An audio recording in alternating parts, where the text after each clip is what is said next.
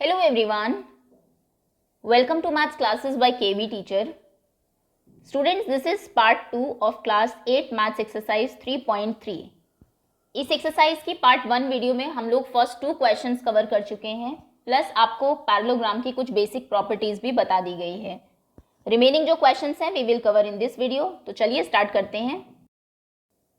So we were on question number third question है, can a quadrilateral ABCD be a parallelogram. क्या ABCD एक parallelogram हो सकता है अगर D प्लस बी 180 हो.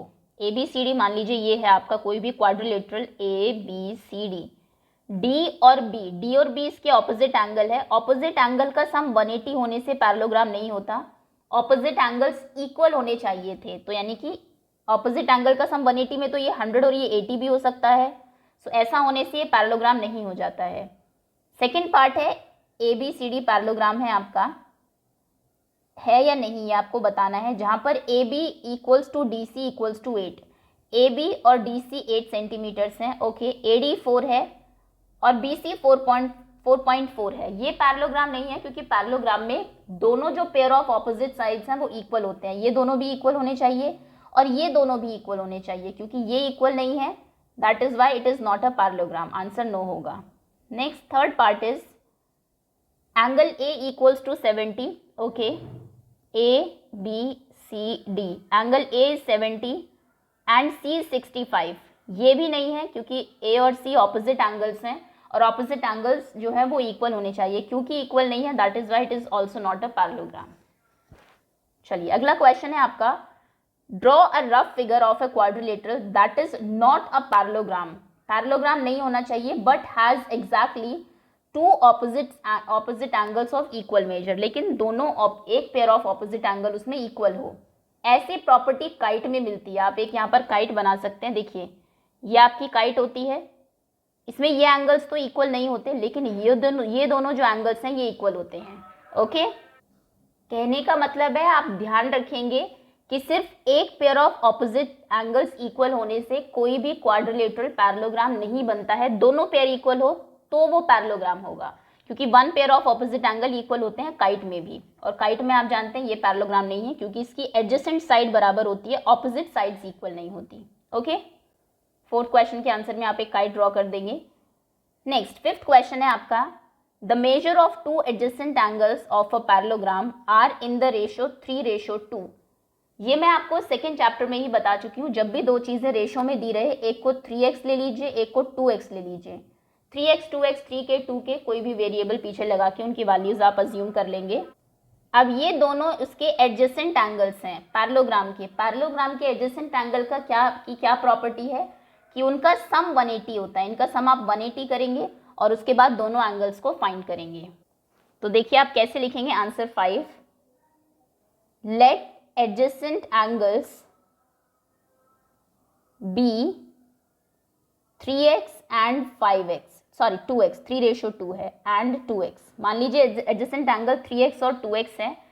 सो 3x plus 2x equals to 180. इन दोनों का सम 180 होना चाहिए. वाई, रीजन जरूर लिखना है, because sum of adjacent angles of a parallelogram is 180.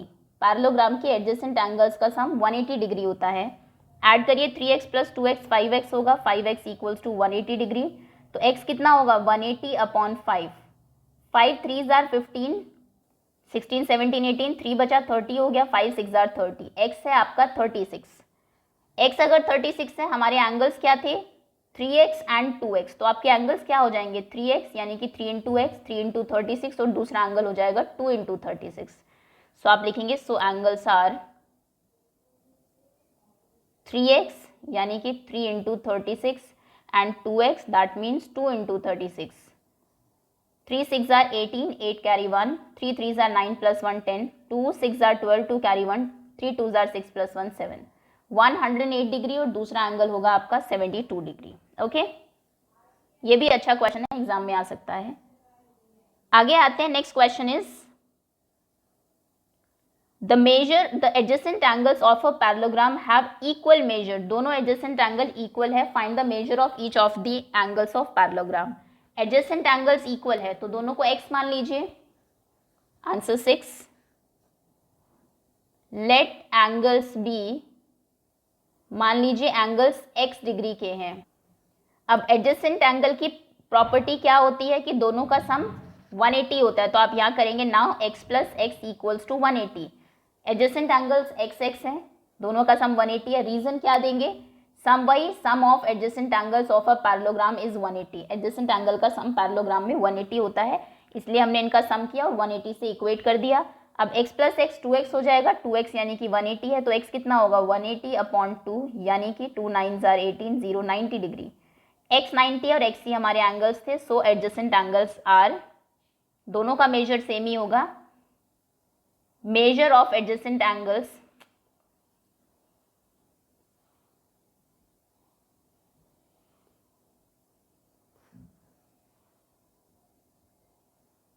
adjacent angles is 90 degree, 90 degree है, that's all. Okay, 7th question पर आते हैं। Adjacent figure HOPE, HOPE, HOPE, ये जो एक फिगर है ये इज अ पैरेललोग्राम, ये पैरेललोग्राम है। Find the angle measure x y z, state the property you use to find them. X y और जेड की वैल्यू बताइए। ये क्वेश्चन काफी इंपॉर्टेंट है एग्जाम पॉइंट ऑफ व्यू से, क्योंकि एक्सटर्नल एंगल दिया हुआ है, यहाँ पर आप थोड़े से कंफ्यूज हो सकते हैं, हालांकि है इजी ही। देखिए, पहले जैसा मैंने कहा, पहले सोच लीजिए आपको कैसे प्रोसीड करना है, कैसे आप इस क्वेश्चन को सॉल्व करेंगे, उसके बाद लिखना स्टार्ट करिए। सबसे पहले ये 70 दिया हुआ है आपको, ये 40 दिया हुआ है। देखो यहाँ से y निकलेगा, सबसे पहले डायरेक्ट निकलेगा। कैसे, अगर ये यहाँ से आप देखें ये क्या बन रहा है आपका z बन रहा है एक तरीके से। यहाँ से अगर आप देखें तो ये z होगा इस साइड से, और z जहाँ पर भी बनता है z के उसमें चाहे ऐसे बन रहा है चाहे ऐसे z नहीं n कहेंगे आप, उल्टा इसको ऑपोजिट, ऐसे बन रहा है या फिर कैसे भी ऐसे बन रहा है, इसमें हमेशा इन दो एंगल्स, ये जो दोनों एंगल्स हैं ये इक्वल होते हैं, क्योंकि ये ऑल्टरनेट एंगल्स होते हैं।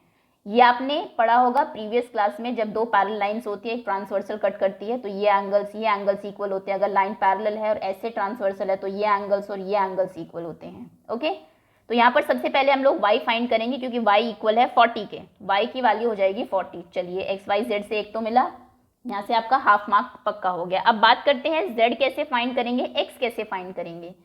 देखिए ये 70 है, ये वाला एंगल आप फाइंड कर सकते हैं, ये आपको करना ही पड़ेगा, क्योंकि 70 अगर यहाँ पर दिया है इसका कुछ ना कुछ यूज तो होना है।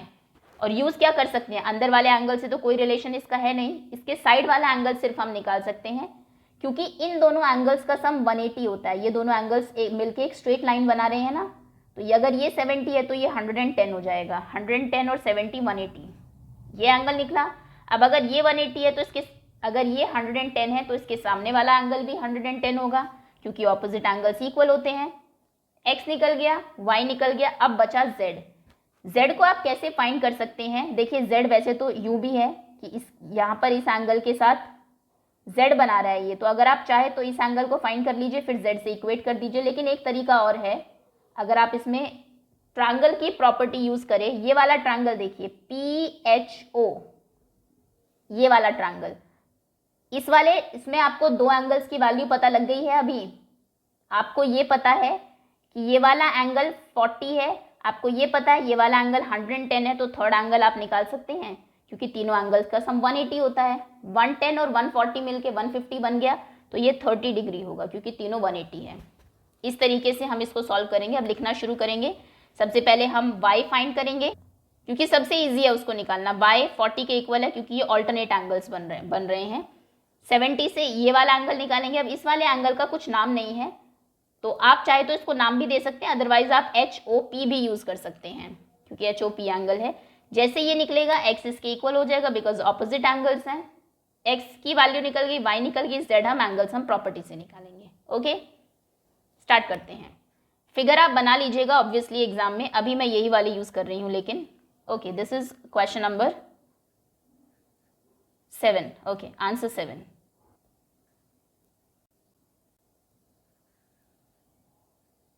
y फाइंड करते हैं। सबसे पहले आप लिखेंगे angle y is equals to 40 degree.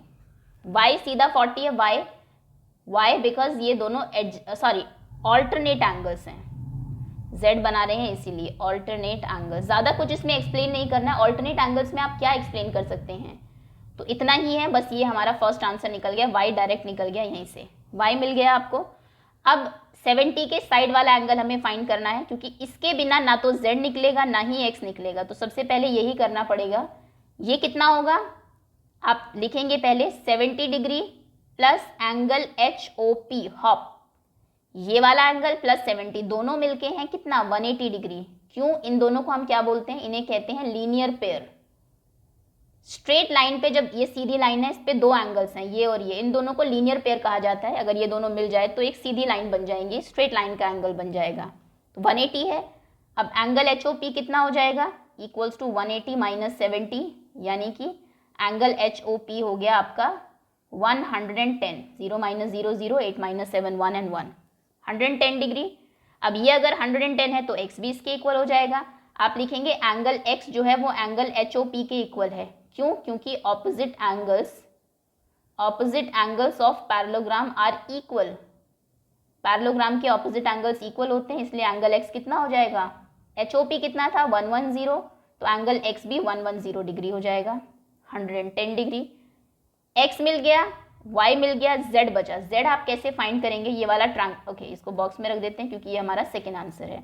अब ये वाला ट्रायंगल आपको देखना है, इस ट्रायंगल का क्या नाम है, इन ट्रायंगल PHO या फिर POH, HOP जो भी आप लिखना चाहे। अब हम इस ट्रायंगल में लेंगे इन ट्रायंगल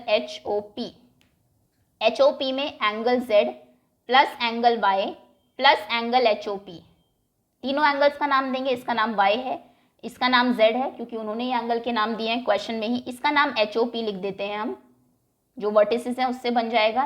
इनका सम 180 होगा तीनों का। क्यों, इसको हम बोलते हैं एंगल सम प्रॉपर्टी। आप ये भी लिख सकते हैं या फिर आप पूरी प्रॉपर्टी भी लिख सकते हैं कि sum of all angles of a triangle is 180, वो पूरा भी ब्रैकेट में लिख सकते हैं। जब भी आप किसी एंगल को इक्वल करें, किन्हीं का सम कोई नंबर लिखे, तो ब्रैकेट में रीजन जरूर लिखना है। वैसे भी इसने कहा भी है कि जो भी आप प्रॉपर्टी यूज कर रहे हैं, स्टेट द प्रॉपर्टीज, उनको स्टेट जरूर करिए ब्रैकेट में। तो ये एंगल सम प्रॉपर्टी यूज की हमने। z तो हमें फाइंड करना है, अभी पता ही नहीं है, सो z को z ही रखिए। यहाँ पर आप लिखेंगे एंगल z प्लस y की जगह आप कितना लिखेंगे, y कितना था हमारा, y था 40, तो y की जगह आप 40 लिख सकते हैं, 40 डिग्री प्लस HOP कितना था, HOP 110 था, तो HOP की जगह आप 110 लिख सकते हैं। This is equals to 180। Add करिए इन्हें, 40 प्लस 110 150 डिग्री होगा, this is equals to 180 degree. तो एंगल Z कितना हो जाएगा, 180 माइनस 150, यानी कि angle Z equals to 30 degree. और इसी के साथ x, y, z तीनों की वैल्यू आपकी निकल जाएगी। ओके, चलिए आगे आते हैं। Next is the following figure GUNS guns and RUNS runs. ये जो दो फिगर्स हैं, दे बोथ आर पैरेललोग्राम, ये पैरेललोग्राम है। अब आपको इसमें x और y की वैल्यूज बतानी है। अब इसमें प्रॉपर्टी, अभी तक हमारे जो क्वेश्चंस थे मोस्टली उसमें एंगल वाली प्रॉपर्टी लग रही थी। एंगल की दो प्रॉपर्टी होती है हमारी, ऑपोजिट इक्वल होते हैं और एडजेसेंट का सम 180 होता है। अब जो प्रॉपर्टीज यूज होंगी ये साइड्स वाली हैं। साइड्स में क्या होता है, पैरेललोग्राम की ऑपोजिट साइड इक्वल होती है बस, एडजेसेंट साइड में कोई रिलेशन नहीं होता। तो चलिए सबसे पहले आपको यहाँ दिया है, ये साइड है 3x, ये है 3y माइनस 1, ये है 18, ये है 26। तो सिंपल सी बात है, 3x इक्वल हो जाएगी 18 के और ये इक्वल हो जाएगी 26 के, और x और y की वैल्यू हम फाइंड कर देंगे। अब इसको लिखना स्टार्ट करते हैं। सबसे पहले हम लिखेंगे इन parallelogram, this is question number 8 का first part, solution of 8 first. In parallelogram, parallelogram का साइन ये है GUNS पैरेललोग्राम में GU इक्वल है SN के, ये वाली साइड इसके इक्वल है, एंड SG इक्वल है NU के, SG इक्वल है NU के। और ऐसा क्यों है, प्रॉपर्टी लिखेंगे आप यहाँ पे जरूर, because opposite sides of a parallelogram are equal, parallelogram की ऑपोजिट साइड्स इक्वल होती है। सो GU कितना है आपका 3x, ये किसके इक्वल हो जाएगा 18 के, तो x कितना हो जाएगा यहाँ से, x equals to 18/3, 3 6 are 18, x is equals to 6 first. उसके बाद SG कितना है, नेक्स्ट है आपका, सॉरी ये SG की प्रॉपर्टी हमने लगाई है 3x 18, SG और NU वाली, ये वाली प्रॉपर्टी है। GU और NS वाली हम लगा रहे हैं अभी। GU कितना है 3y minus 1 and this is equals to 26, ये बराबर है 26 के। तो 3y इक्वल्स टू कितना होगा 26 + 1 यानी कि 3y is equals to 27, y is equals to 27/3, 3 9s are 27, so y is equals to 9। Okay, ये आपकी x और y की वैल्यू निकलेगी। सेकेंड पार्ट में देखते हैं x और y कैसे दिया है। यहाँ पर आपके डायगोनल्स की प्रॉपर्टी लगेगी। डायगोनल्स पैरेललोग्राम के इक्वल नहीं होते, सबसे पहले तो आपको ये पता है, लेकिन वो एक दूसरे को इक्वली इंटरसेक्ट जरूर करते हैं, मतलब बाइसेक्ट करते हैं। अगर ये दो डायगोनल्स ने आपस में एक दूसरे को कट किया है, मतलब ये वाला जो साइड है x + y ये इक्वल होगा 16 के, और ये 20 इक्वल होगा y + 7 के। तो अगर मैं यहाँ से सॉल्व करना शुरू करूँ x + y equals to 16, solve नहीं होगा। क्यों? क्योंकि x और y दोनों ही वेरिएबल है। आप यहाँ से सॉल्व करना शुरू करिए, y + 7 को 20 के इक्वल आप करेंगे, और उसके बाद y की वैल्यू आ जाएगी, y की वैल्यू यहाँ पुट करके x की वैल्यू निकालेंगे। खैर, सबसे पहले तो आप लिख लीजिए। आप कहेंगे यहाँ पर क्योंकि सेंटर का कोई नाम नहीं दिया है तो आप इनके नाम नहीं लिख सकते, इसलिए हम सीधा y + 7 इक्वल्स टू 20 से ही शुरू करेंगे। आप कहेंगे y + 7, this is second part of question number 8, y + 7 equals to 20 है और x + y is equals to 16 है। ये इसके बराबर है, ये इसके बराबर है। ब्रैकेट में रीजन जरूर देना है, because diagonals of parallelogram bisects each other, एक दूसरे को बाइसेक्ट करते हैं। y + 7 20 है, y + now so y + 7 equals to 20, तो y कितना हो जाएगा 20 - 7 यानी कि y is equals to 13। y की वैल्यू आ गई। x + y इक्वल्स टू 16 था, y कितना है आपका 13, तो आप लिखेंगे x + 13 इक्वल्स टू 16, तो x इक्वल्स टू कितना होगा 16 - 13 यानी कि x इज इक्वल्स टू 3। बस यही आपका सोल्यूशन है, x और y की वैल्यूज। क्वेश्चन खत्म। नेक्स्ट पार्ट पर आते हैं, question number 9। In the above figure both risk RISK यानी कि एक तो ये पैरेललोग्राम है, CLUE एक ये भी पैरेललोग्राम है, दोनों पैरेललोग्राम्स हैं। Find the value of x की वैल्यू फाइंड करिए। x आपका ये बीच में एक एंगल है। चलिए एंगल्स की प्रॉपर्टी देखते हैं। सबसे पहले ये आपका पैरेललोग्राम है, यहाँ से आप क्या फाइंड कर सकते हैं। अगर ये 120 है, ये जो x है आपका, एक्चुअली ये इस ट्रायंगल का पार्ट है। अगर आप देखें, अगर इस ट्रायंगल के, सोचना ऐसे है आपको एग्जाम में, अगर इस ट्रायंगल के ये दोनों एंगल मिल जाए तो x हम आसानी से निकाल सकते हैं, थर्ड एंगल हो जाएगा हमारे ट्रायंगल का।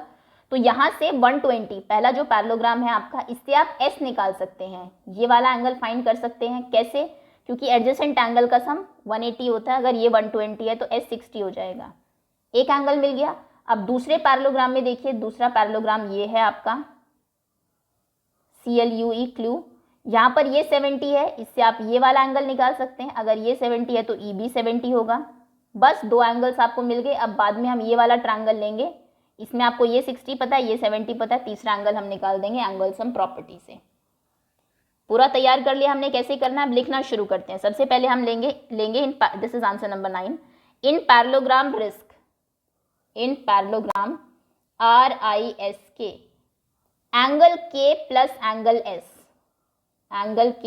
Angle S equals to 180 degree, क्योंकि ये एडजेसेंट एंगल्स हैं। एडजेसेंट एंगल्स की प्रॉपर्टी हमने इसमें लगाई, एडजेसेंट एंगल्स का सम 180 होता है। K कितना है 120 plus angle S equals to 180, तो एंगल S कितना हो जाएगा 180 - 120 यानी कि एंगल S होगा 60 डिग्री। S निकला। अब दूसरा पैरेललोग्राम लेते हैं, दूसरा है हमारा clue. Now in parallelogram CLUE, यहाँ पर L और E ये दोनों इक्वल होंगे, angle L equals to angle E। क्यों? क्योंकि ये दोनों ऑपोजिट एंगल्स हैं, opposite angles of a parallelogram are equal. तो एंगल E कितना हो जाएगा यहाँ से 70 डिग्री, क्योंकि L भी 70 था, ये 70 तो ये भी 70। आपको E मिल गया, S मिल गया। अब हम इस ट्रायंगल में लेंगे। नाउ अब देखिए, ये आपको फिगर बनानी पड़ेगी एक्चुअली, क्योंकि ट्रायंगल में इस पॉइंट का नाम तो चाहिए, इसको नाम अभी हम P मान लेते हैं इसका नाम। सो आप लिखेंगे now in triangle ESP angle E plus angle S plus angle P, तीनों का सम कितना है इक्वल्स टू 180 डिग्री। ये वाला एंगल, ये वाला एंगल, ये वाला एंगल 180 डिग्री है। क्यों? Angle sum property ASP, angle sum property, triangle के तीनों एंगल्स का सम 180 होता है। ई कितना है, ई हमने फाइंड किया था अभी 70 है। एस कितना है, एस हमने ऊपर फाइंड किया था 60 था। पी कितना है, पी नहीं दिया, पी एंगल हमें एक्स दिया हुआ है, सो आप यहाँ पर एक्स लिख देंगे। This is equals to 180। 70 plus 60 is 130, 130 plus x equals to 180, तो यानी कि x कितना हो जाएगा 180 माइनस 130, यानी कि x इक्वल्स टू 50 डिग्री। यही आपका आंसर है। ओके, क्वेश्चन समझ में आ गया। s निकाला एडजेसेंट यूज करके, e निकाला ऑपोजिट यूज करके, s, e और x तीनों ट्रायंगल का पार्ट है इस वाले ट्रायंगल का, यहाँ से x आपने फाइंड कर दिया। Okay, next question. Next is explain how the following figures is a trapezium. ये जो फिगर्स हैं ये ट्रोपीजियम क्यों है, आपको ये एक्सप्लेन करना है। And which two sides are parallel, कौन सी दो साइड्स पैरेलल है यहाँ पर। एक्चुअली एक ही फिगर की बात हो रही है, दिस वन ओनली। देखिए पहले ट्रोपीजियम बता देते हैं आपको और उसकी कुछ प्रॉपर्टीज बता देते हैं, क्योंकि मोस्टली जो क्वेश्चन है आपने पैरेललोग्राम के ही किए हैं। ट्रोपीजियम में पैरेलल से थोड़ी सी कम प्रॉपर्टीज होती है। सबसे पहले तो ये कि ट्रोपीजियम में सिर्फ one pair of opposite sides parallel होते हैं, वो कोई सा भी पेयर हो सकता है। जैसे यहाँ पर सपोज करिए ए बी सी डी है, तो इसमें ए बी पैरेलल है डी सी के, ये वाली साइड इसके पैरेलल है, बस साइड में और कुछ नहीं होता, ना तो कोई साइड इक्वल होती। इक्वल अगर ये इसके हो जाए, ये दोनों तो हो नहीं सकती ऑब्वियसली, अगर ये वाली साइड इसके इक्वल हो जाए तो वो स्पेशल टाइप का पैरेललोग्राम होता है, उसकी फिर स्पेशल टाइप का ट्रेपीजियम होता है, उसकी डिफरेंट प्रॉपर्टीज हैं। अगर हम नॉर्मल ट्रेपीजियम की बात करें, बस एक साइड पैरेलल चाहिए, ऐसे भी वो पैरेलल हो सकती है, ऐसे भी पैरेलल हो सकती है, जरूरी नहीं है वैसे ही हो, लाइक दिस। इसमें ओके, ये तो यही बन गया, इसमें ये इसके पैरेलल है और ये दोनों साइड डिफरेंट इस तरीके से जाएंगी, तो जरूरी नहीं है कि ये दोनों ही पैरेलल हो, कई बार ये भी पैरेलल हो जाती है, one pair of opposite side parallel होता है बस। अब अगर एंगल्स की बात करें, एंगल्स में प्रॉपर्टी ये होती है कि ये वाले जो दो एंगल्स हैं इनका सम 180 होता है और इन दोनों का सम 180 होता है, इनका सम 180, इनका सम 180, यानी कि एडजेसेंट एंगल्स का सम 180 होता है। लेकिन आप एक चीज ध्यान रखेंगे, एडजेसेंट एंगल ये वाले नहीं हो सकते, पैरेलल लाइन के दोनों तरफ बनने वाले एंगल्स का सम 180 नहीं होता। पैरेलल लाइन एक इस पैरेलल लाइन पर बनना चाहिए, एक ऊपर वाली पैरेलल लाइन के ऊपर, ये वाले जो एडजेसेंट है इनका सम 180 होता है, सिमिलरली इनका सम 180 होता है। ओके, चलिए होपफुली ये आपको समझ में आ गया हो। अब उसने कहा है कि ये फिगर क्यों एक ट्रेपीजियम है, ट्रेपीजियम है तो कौन सी साइड इसकी पैरेलल है, फिगर 3.32 में ही देखना है, बस इसी वाली फिगर में। तो यहाँ पर आप देखिए ये 100 है, ये 80 है, तो 100 प्लस 80 क्योंकि 180 होता है, और हमने अभी देखा सम ऑफ एडजेसेंट एंगल्स अगर 180 हो तो वो आपका ट्रेपीजियम हो जाता है। आप कहेंगे यहाँ पर angle M plus angle L दोनों का सम कितना है, 100 प्लस 80 यानी कि 180। उसके बाद आप लिखेंगे sum of adjacent angles is 180 degree, adjacent angle का सम क्योंकि 180 डिग्री है, so it is a trapezium. और ट्रेपीजियम है और जो दोनों एडजेसेंट एंगल्स हैं trapezium, this should be trapezium. Okay, और एडजेसेंट जो आपके एंगल्स हैं वो पैरेलल लाइंस पर बनने चाहिए, मतलब एक ऊपर वाली पैरेलल लाइन पे होगा, एक नीचे वाली, और पैरेलल लाइंस कौन सी है हमारी, एंड KL पैरेलल है NM के। Simple, question solve. Okay, next आगे ये फिगर आपको दी हुई है, क्वेश्चन कह रहा है angle measure of angle C find करिए, ये वाला कितने का है अगर AB पैरेलल है इसके। ओके, तो इसमें आप लिखेंगे angle B plus angle C is equals to 180 degree. क्यों, एडजेसेंट एंगल्स ऑफ ट्रेपीजियम, ये ट्रेपीजियम के एडजेसेंट एंगल्स हैं, तो इनका सम 180 होगा। अगर ये 120 है B plus C equals to 180, तो एंगल C कितना हो जाएगा 180 माइनस 120 यानी कि 60 डिग्री। सिंपल, छोटा सा आंसर है, this is 60। Okay, next trapezium के इतने क्वेश्चन नहीं आते हैं क्योंकि प्रॉपर्टीज काफी कम है ट्रेपीजियम में, that is y. Next question कह रहा है find angle P and angle S, P कितना है और S कितना है वो बताइए। ये इसके पैरेलल है, मतलब एक पेयर ऑफ साइड्स पैरेलल है, मतलब ये ट्रेपीजियम है, तो S कितना हो जाएगा, S और R का सम 180 होना चाहिए। अगर ये 90 है, इस साइन का मतलब है एंगल 90 है, तो ये भी 90 होगा, और अगर ये 130 है तो ये कितना होगा, इन दोनों का सम भी 180 होना चाहिए था, तो ये 50 हो जाएगा। लिखेंगे कैसे आप लिखेंगे angle R plus angle S equals to 180, R और S का सम 180 होना चाहिए, and angle P plus angle Q equals to 180, क्योंकि ये एडजेसेंट एंगल्स ऑफ पैरेललोग्राम है। एडजेसेंट एंगल हम कौन से लेते हैं? जो दोनों पैरेलल साइड पर बन रहे हों, एक इस वाली पर एक इस वाली पर, सिमिलरली ये इधर और ये इधर है। अब R कितना है आपका 90, तो यहाँ से आप लिखेंगे 90 plus angle S equals to 180, तो एंगल S हो जाएगा 180 माइनस 90 यानी कि 90। दूसरा इसको लेते हैं, Q आपको कितना दिया है 130, 130 plus angle Q equals to 180, तो एंगल Q कितना हो जाएगा 180 माइनस 130 यानी कि 50 डिग्री। बस यही आपका आंसर है। ओके, चलिए इसी के साथ एक्सरसाइज भी आपकी फिनिश होती है। होपफुली सभी क्वेश्चंस आपको क्लियर होंगे अच्छे से। That's all, thank you so much for watching.